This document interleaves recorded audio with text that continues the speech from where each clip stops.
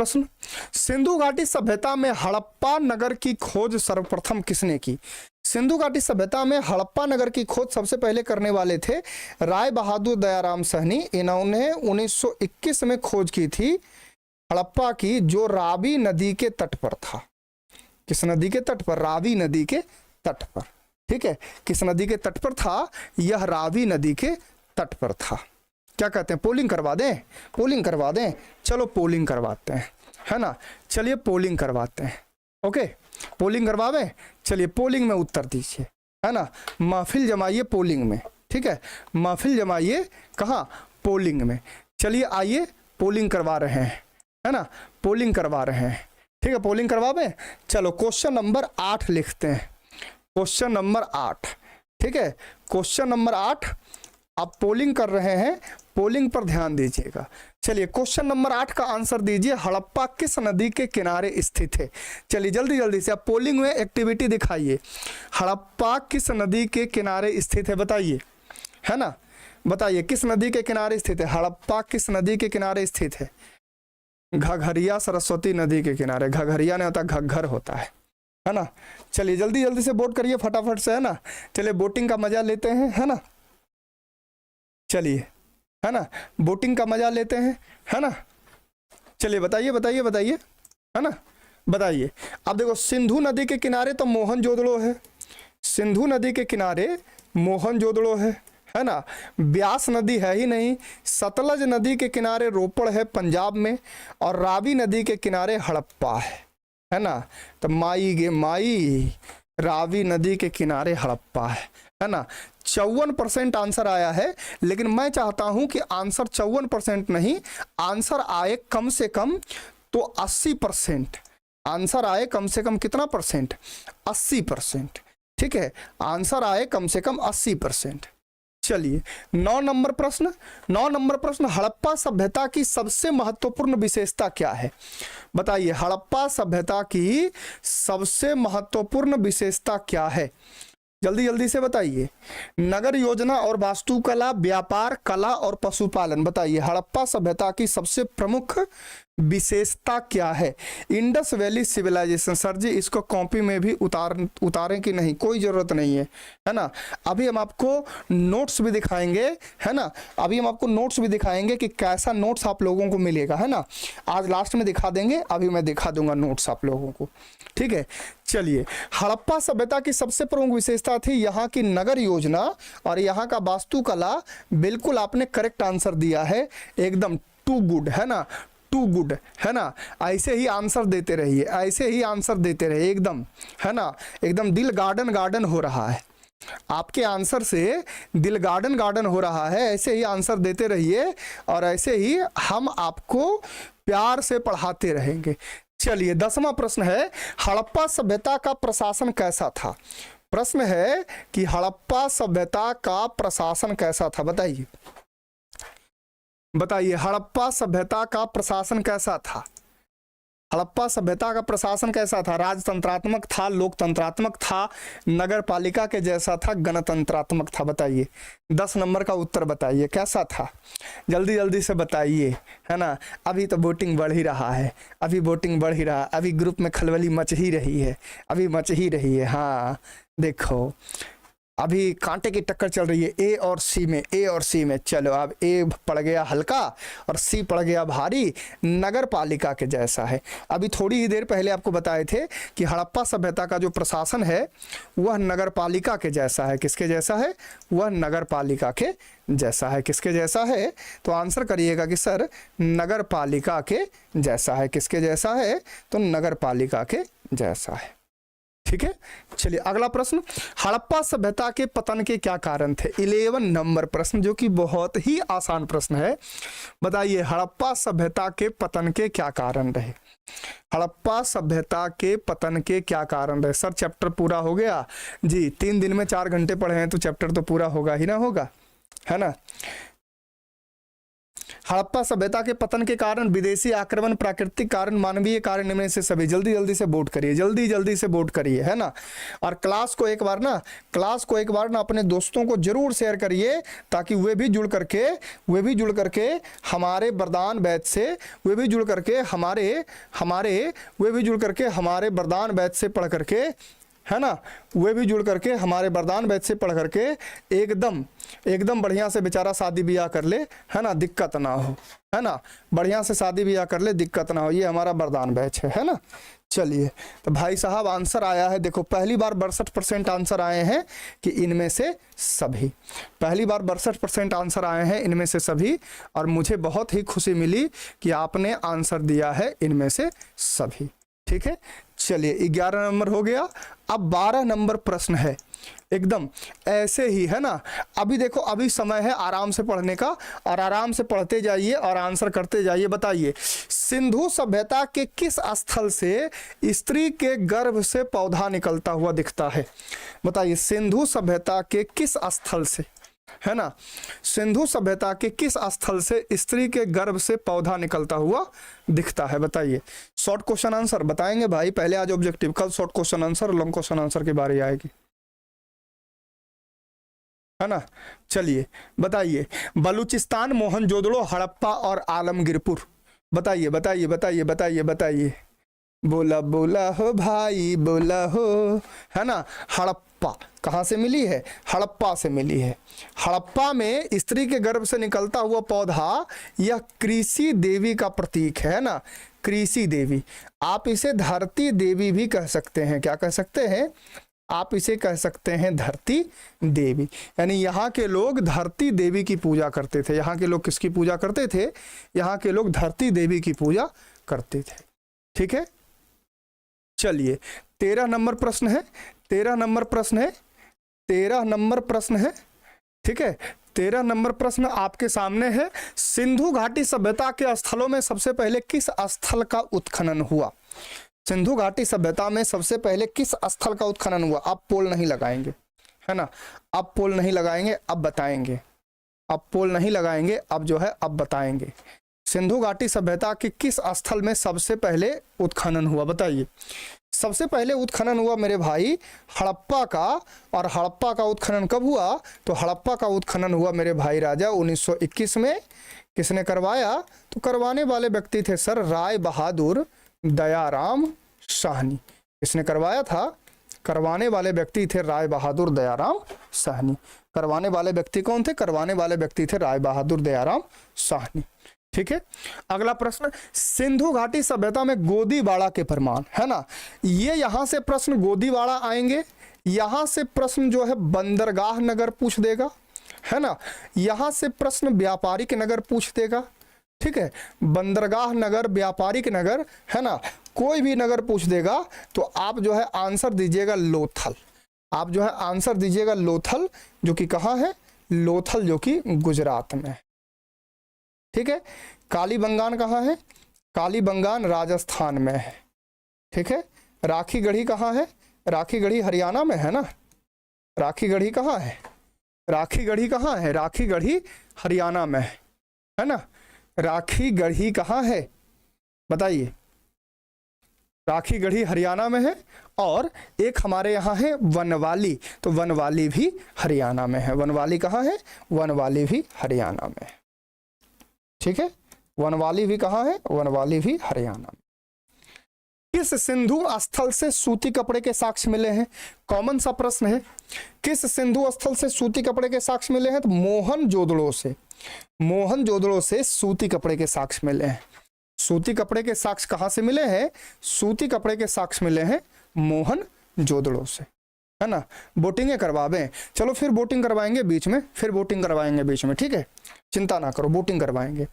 मोहनजोदड़ो का उत्खनन किसने करवाया? मोहनजोदड़ो का उत्खनन आरडी बनर्जी ने करवाया 1922 में।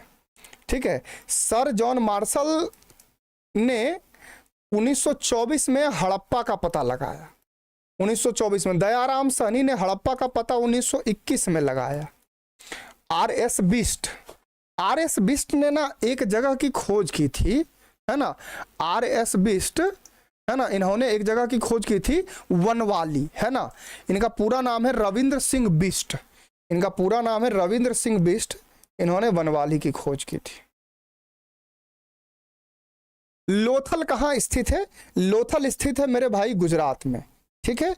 पंजाब में स्थित है रोपड़, राजस्थान में स्थित है काली बंगाल, पश्चिम बंगाल में कुछ है ही नहीं, ठीक है। प्राचीन इतिहास का निर्माण किसके आधार पर किया गया? प्राचीन इतिहास का निर्माण किया गया साहित्यिक स्रोत के आधार पर, विदेशी यात्रियों के विवरण के आधार पर, पुरातात्विक अवशेषों के आधार पर। यानी आंसर हो जाएंगे इनमें से सभी। आंसर क्या हो जाएंगे? आंसर हो जाएंगे इनमें से सभी। आंसर क्या हो जाएंगे? आंसर हो जाएंगे इनमें से सभी, ठीक है। अगला प्रश्न है, गंदे पानी की निकासी की समुचित व्यवस्था किस सभ्यता में देखने को मिलती है? आप सभी को पता है कि गंदे पानी के निकासी की समुचित व्यवस्था सिंधु घाटी सभ्यता में देखने को मिलती है। यहाँ की जल निकास प्रणाली को, यहाँ की जल निकास प्रणाली को अद्भुत कहा गया है। कैसा कहा गया है? यहाँ की जल निकास प्रणाली को अद्भुत कहा गया है। क्या कहा गया है? यहाँ की जल निकास प्रणाली को अद्भुत कहा गया है। कैसा कहा गया है? अद्भुत कहा गया है, ठीक है। उसके बाद है, काली बंगान किस नदी के किनारे अवस्थित है? काली बंगान सरस्वती, है ना। कई बार लिखा होगा घग्घर नदी, है ना। कई बार लिखा होगा घग्घर नदी। क्या लिखा होगा? घग्घर नदी, है ना। घग्घर नदी, है ना। रावी नदी के किनारे स्थित है हड़प्पा। सिंधु नदी के किनारे स्थित है मोहनजोदड़ो, है ना। ऋतिक रोशन ने इस पर फिल्म बनाया था, है ना। सतलज नदी पंजाब में बहती है, तो पंजाब में है रोपड़, है ना। पंजाब में क्या है? पंजाब में है रोपड़। क्लियर है? ओके, चलो अगला प्रश्न, हड़प्पा सभ्यता का किस देश के साथ व्यापारिक संबंध नहीं था? अच्छा, 18 नंबर गलत है। लो भाई,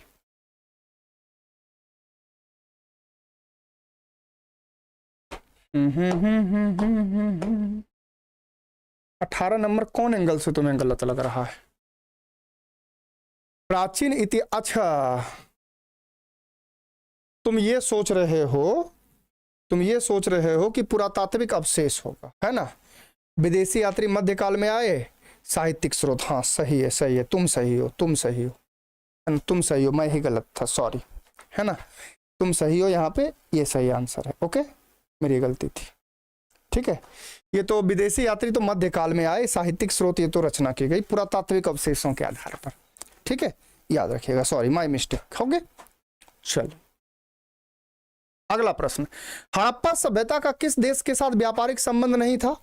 मेसोपोटामिया से तो था, और मेसोपोटामिया में सिंधु घाटी सभ्यता को मेलुहा कहा गया है। ईरान से भी संबंध था, अफगानिस्तान से भी संबंध था, लेकिन नक्चिप्पा चाइना से नहीं था। कहां से नहीं था? चाइना से नहीं था। कहां से नहीं था? आंसर करिएगा कि गुरुजी चाइना से नहीं था, ठीक है। अगला प्रश्न, सिंधु वासियों के प्रमुख देवता कौन थे? पशुपतिनाथ। आज के जमाने में क्या कहते हैं? हमारे भोलेनाथ, है ना। हमारे भोलेनाथ मेरे आराध्य देव हैं, है ना। भोले बाबा की हम पर बहुत कृपा है ना। और दिल से मैं भोलेनाथ को बहुत ज्यादा मानता हूँ, मैं भोलेनाथ का भक्त हूँ, है ना। मतलब मैं अघोड़ी बाबा हूँ, है ना। हाँ मेलुहा को नाविकों का देश भी कहा गया, ये भी सही है, ठीक है। उसके बाद सिंधु घाटी सभ्यता का कौन सा स्थान मृतकों का टीला कहलाता है? तो मोहनजोदड़ो मृतकों का टीला कहलाता है, और साथ ही इसे सिंध का बाग भी कहते हैं, है ना। साथ ही इसे सिंध का बाग भी कहते हैं, क्योंकि यह काफी सिंधु नदी के बहने के कारण यह काफी उपजाऊ थी। सिंधु नदी के बहने के कारण यह काफी उपजाऊ थी, इसलिए इसे सिंध का बाग कहा जाता है। क्या कहा जाता है? इसलिए इसे कहा जाता है सिंध का बाग।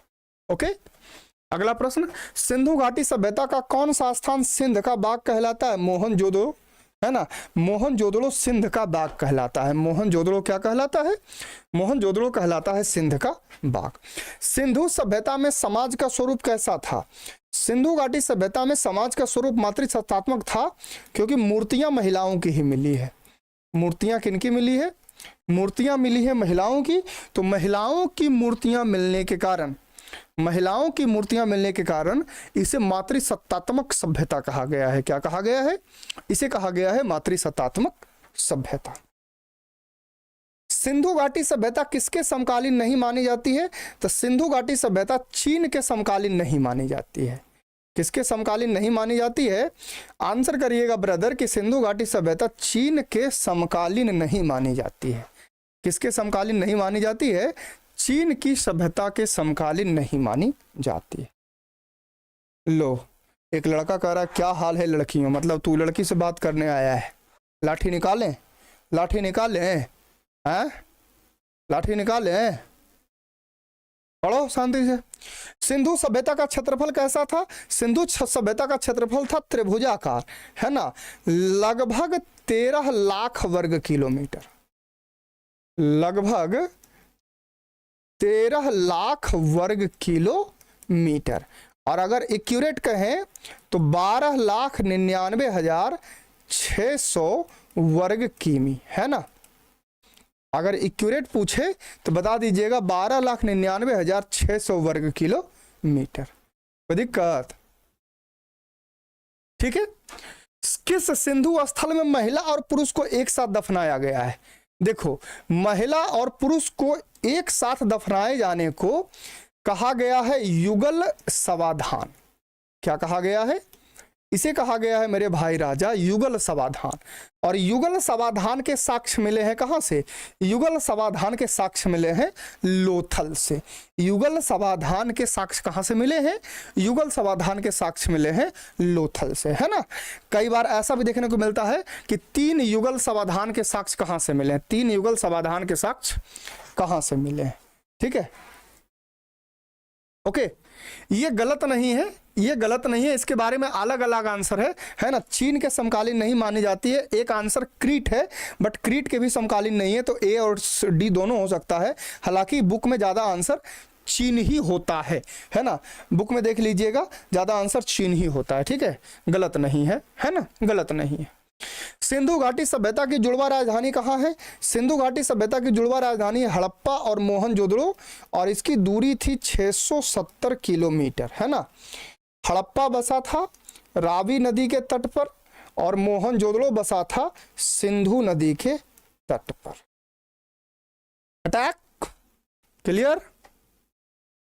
क्लियर? चलिए,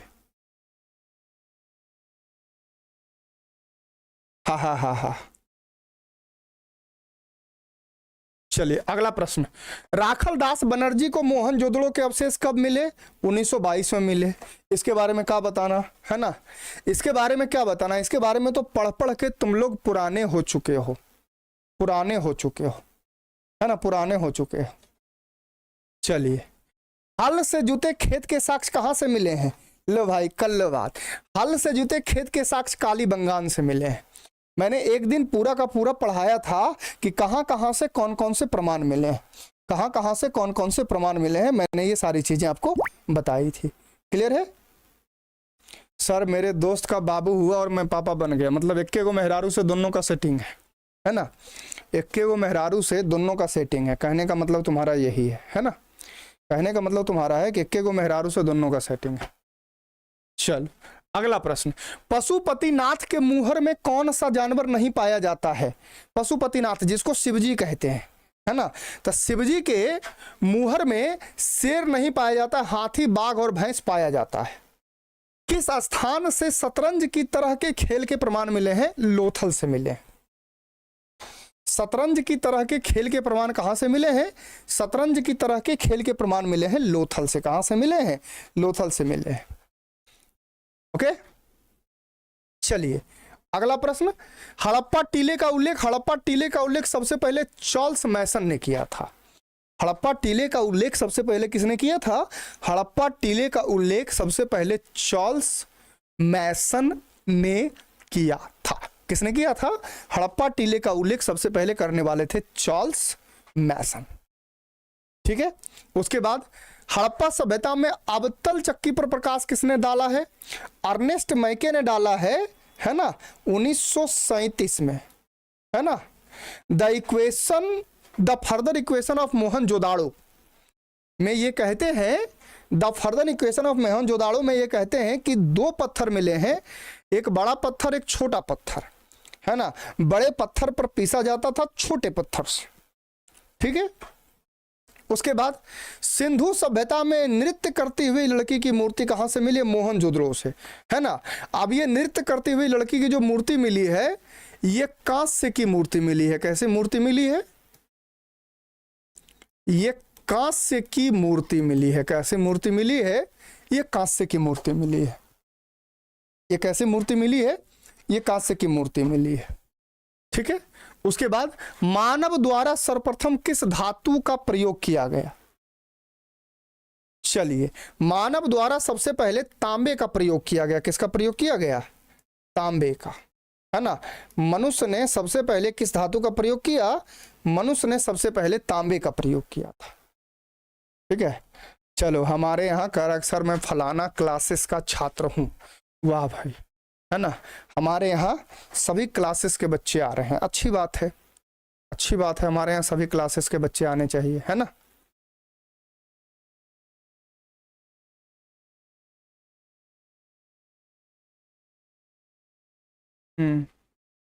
सर आज मेरा बर्थडे है, विश नहीं करिएगा। चलो, सदा सुहागन रहो तुम, है ना। इस बर्थडे पर तुम्हें 40 कन्याएं मिले, है ना, 64 बच्चे तुम्हारे हों और सब के सब कुरकुरे और बिस्किट खाने वाले हो, है ना। अगला प्रश्न, एस आर राव ने लोथल की खुदाई कब की? तो एस आर राव ने लोथल की खुदाई की 1955 में, है ना। वो टाइपिंग मिस्टेक हो गया था जब हम पढ़ा रहे थे, उसमें 1957 दिया हुआ था, है ना, उसमें 1957 दिया हुआ था। हड़प्पा और मोहनजोदड़ो की खुदाई के समय एएसआई कौन थे? तो एएसआई थे सर जॉन मार्शल। एएसआई कौन थे? एएसआई थे सर जॉन मार्शल। एएसआई कौन थे? एएसआई थे सर जॉन मार्शल। हड़प्पा लिपि में चिन्हों की संख्या, हड़प्पा लिपि में चिन्हों की संख्या 375 है और ये भाव चित्रात्मक लिपि थी। कैसे लिपि थी? ये भाव चित्रात्मक लिपि थी। कैसे लिपि थी? ये भाव चित्रात्मक लिपि थी। इस लिपि को आज तक पढ़ा ही नहीं गया, इस लिपि को आज तक पढ़ा ही नहीं गया, ठीक है। उसके बाद